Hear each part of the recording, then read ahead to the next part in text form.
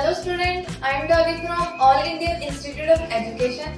आज हम आपको सीपीआर टेक्निक के बारे में जानकारी देंगे। तो हम पहले जानते हैं सीपीआर का फुल फॉर्म क्या है।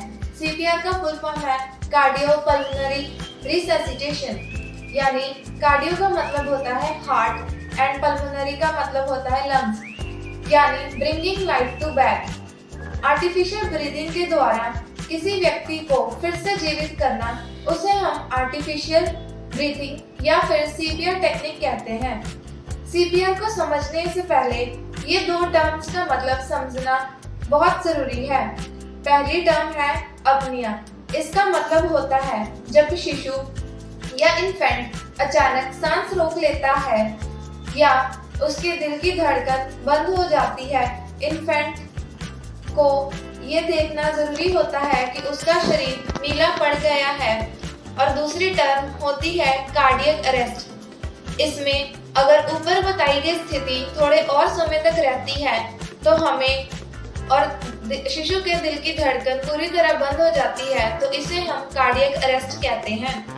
इसी सिचुएशन में अगर शिशु रह जाता है तो उसे बचाना असंभव है, लेकिन सीपीआर ही एक ऐसी टेक्निक है जिसकी मदद से हम शिशु के दिल की धड़कन वापस ला सकते हैं और उसकी जान को बचाया जा सकता है।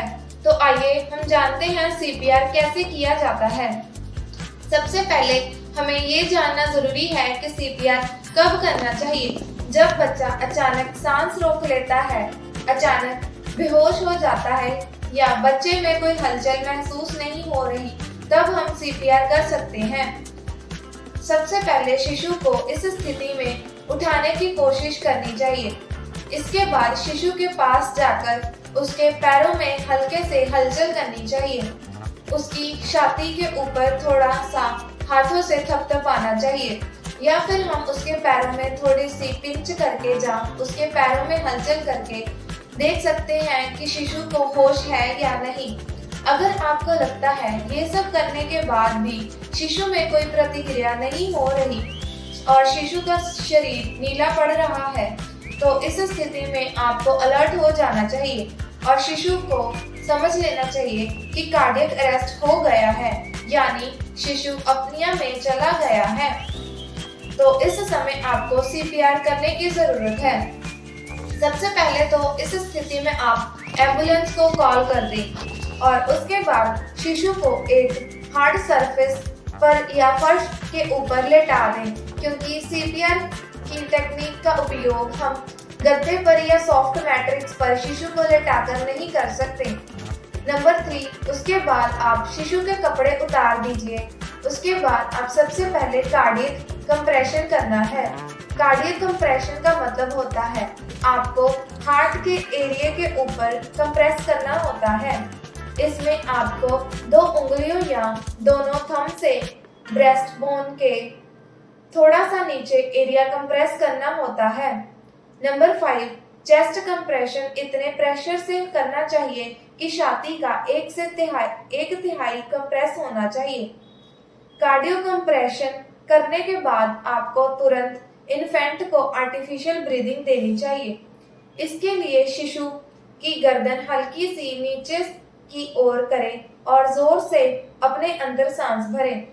आप पहले शिशु का नाक और मुंह कवर कर लें। उसके बाद मुंह से आप शिशु को सांस दे सकते हैं, यानी शिशु की छाती ऊपर की तरफ उसका फैलाव होना चाहिए। तो ये प्रक्रिया आप 2 बार करें। इसके बाद फिर से चेस्ट कंप्रेशन स्टार्ट कर देना चाहिए। ये लगभग एक मिनट में 100 बार करना चाहिए और उसके बाद फिर से आपको शिशु को आर्टिफिशियल ब्रीदिंग देनी चाहिए। इसके बाद आपको शिशु की स्थिति को चेक करना चाहिए। आपको ये देखना है कि शिशु अभी सांस लेने लगा है या उसका कलर नीले से अभी नॉर्मल यानी पिंकिश हो रहा है। अगर शिशु पहले से रिवाइव हो गया है तो आप जल्दी से शिशु को हॉस्पिटल लेकर जा सकते हैं। स्टूडेंट्स, अगर आपको और इन्फॉर्मेशन चाहिए और एडमिशन गाइडेंस के लिए आप हमें कांटेक्ट कर सकते हैं इस नंबर पे 9988386692। Thank you.